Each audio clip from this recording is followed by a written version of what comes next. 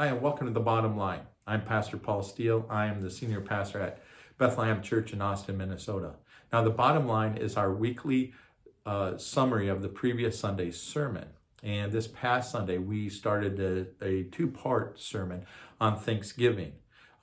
Here in the United States, we have this holiday in November called Thanksgiving. It's a time that we can intentionally stop and reflect on our lives and see the blessings that we've been given so that we can give thanks to God.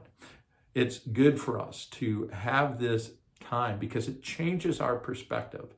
When our perspective is just on what we don't have or on the negative things in this world, it's easy for us to get depressed and feel hopeless and just see kind of the world in darkness. But when we have gratitude, when we realize that God has been generous with us, that makes us more joyful. It makes us more hopeful. It gives us a better attitude on life as a whole. And so on this last Sunday, we talked about being a thankful person. And we did that by looking at an encounter Jesus had with two individuals. And this is found in Luke chapter 7, verses 36 through 50. One of the people Jesus encountered is Simon the Pharisee. Now, Simon is one of the religious leaders in Israel, and he meets Jesus. He wants to find out more about Jesus, and in fact, it seems like he might be kind of grilling Jesus, testing Jesus. Is this really the Messiah? Is this the one that we are expecting? So he invites Jesus over to his house. But the interesting thing here is that Simon doesn't show Jesus any of the courtesies, basic courtesies of being a guest in somebody's house. He doesn't give him a kiss. He doesn't anoint his head with oil. He doesn't wash his feet. So he doesn't do any of those things. The second person that we meet here is this woman. And the Bible just says that she's this sinful, immoral woman. And during the meal, this woman comes in and makes a kind of a spectacle of herself as she falls at the feet of Jesus. She anoints Jesus' feet with the expensive perfume. She cries and kisses his feet and dries it with her hair. And this bothers Simon and probably bothers the other guests at this meal. But Simon is thinking, man, if this guy is the prophet, if he is the Messiah that we're waiting for, then he wouldn't let this woman touch him because she is a sinful woman. Jesus, knowing Simon's thought, says, hey, let me tell you this story.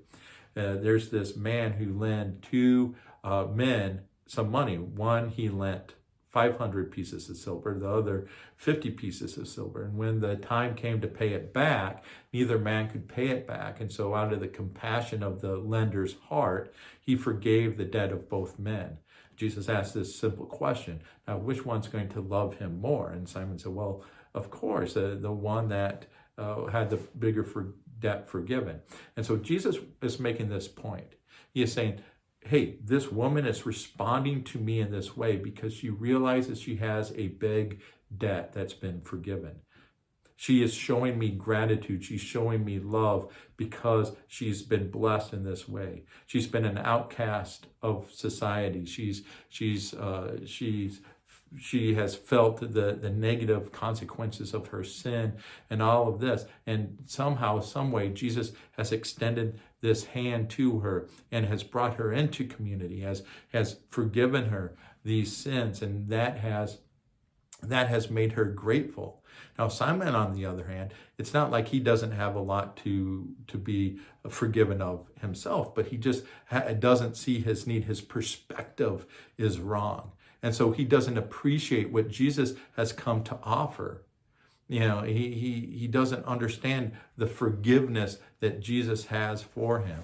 And so he misses it. So gratitude helps shape our perspective. And that's our bottom line this week. The bottom line is our perspective shapes our gratitude. When we understand what God has done for us, that's going to make us grateful. That's going to give us a cause for thanksgiving. And we're going to thank God. We're going to worship him because of that. And so our challenge this week is that every day to write down one thing that we are grateful for. one thing that we're grateful for.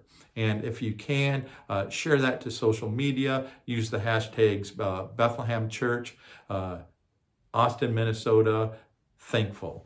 And let's get this going. Let us show other people, hey, there are things in my life that I'm grateful for that give me reasons to thank God. Thank you, Bethlehem, and thank you for all who've been watching, being part of Bethlehem. If you've been blessed anyway by our live stream or by our Bottomline videos, not only give us a thumbs up and subscribe, but also you can help support our ministry by going to BethlehemChurchAustin.com, following the Give tab, and that way that helps us continue to do ministry here in Austin. Thank you again. Have a wonderful rest of the week, and God bless.